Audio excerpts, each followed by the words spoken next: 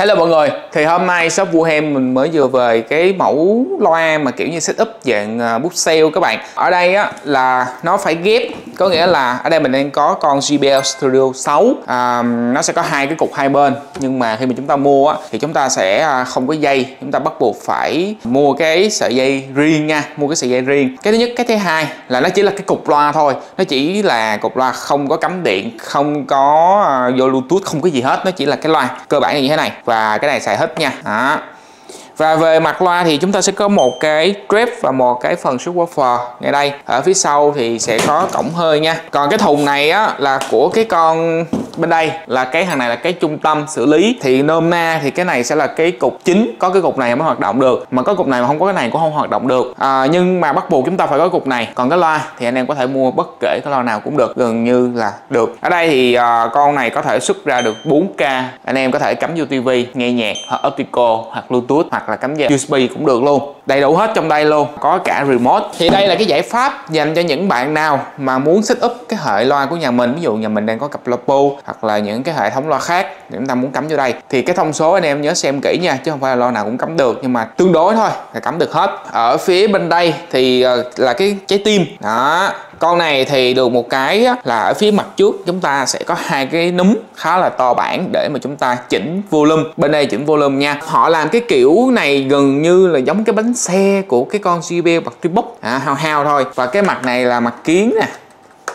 Và ở đây chúng ta sẽ công tắc nguồn, nút bấm menu surround. Ở đây chỉnh thì cũng khá đơn giản, input vào là sử dụng Bluetooth hoặc là analog 1, 2, ở phía sau nó sẽ tương đương, tùy mọi người chỉnh thôi. Và cái chế độ nghe hiện tại mình đang để là 2.1. Anh em có thể đổi qua là 2.0 và có thể đổi qua là Dolby, đây thì không nói rồi. Và có thể là all stereo, tùy vào nhu cầu của mỗi người. Khi nào sử dụng Dolby? Khi chúng ta có đầy đủ cái hệ thống, đó chính là hai loa trước, cái sub và hai loa sau. Con này chỉnh thì cũng khá đơn giản ha. Cho mọi người coi cái phần phía sau của cái sản phẩm, cái âm ly. Đây là phía sau của cái con JBL MA310. MA310 thì chúng ta sẽ được trang bị một cái anten Bluetooth để mà chúng ta có thể connect được. Anh em có thể kết nối được với sub, kết nối được analog input tùy vào nhu cầu của mình, có sạc in, optical và những cái cổng như HDMI 4K.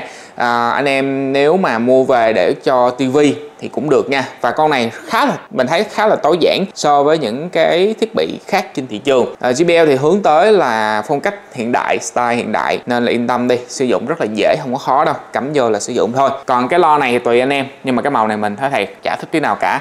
Mình thì thích cái màu, một là màu nâu gỗ, hai là màu đen luôn, hoặc là màu trắng, thì nó sẽ decor nó đẹp hơn so với cái mẫu này. Lấy về thử là test cho cả nhà nghe thử coi nó như thế nào. Mọi người thấy là những cái jack cắm ở đây, thì ở đây chúng ta sẽ có 3 cái ngõ xuất âm thanh, thì mọi người đừng có lo nha, cũng rất là đơn giản. Surround sẽ có 2 loa, sub không phải sub nữa mà là center sẽ có 1 loa, và hai cái loa chính là sẽ có 2 cái, nên là tổng cộng ở đây sẽ là 5 loa. Và anh em chơi sub 6 loa, tùy vào nhu cầu của mỗi người nha. Nhưng mà mình thấy con này nếu mà anh em đầu tư thêm sub nữa là ok rồi, với 2 cái loa này với lại cái hàng này. Sau này chúng ta muốn mở rộng lên thêm thì chúng ta mở rộng vẫn được. Thì bây giờ tới cái phần là nghe nhạc và trải nghiệm thử nha. Mình đã quay cho các bạn một cái phần intro có đầy đủ thông số rồi, mọi người tham khảo thêm. Mình nhiều khi mình nói ở đây nó không có đúng, test nhạc thử nha.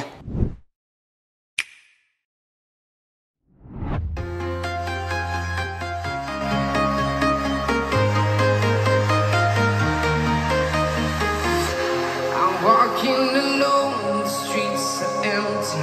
The only thing I can see is my own silhouette. I'm getting stronger, step by step. The clock is ticking, but there's no time for regrets. I've been flying from town to town, from London to Taiwan. I've been all around the globe trying to protect your soul. We are heroes tonight. We will fly above the sky. We are heroes tonight. Yeah. We are heroes tonight.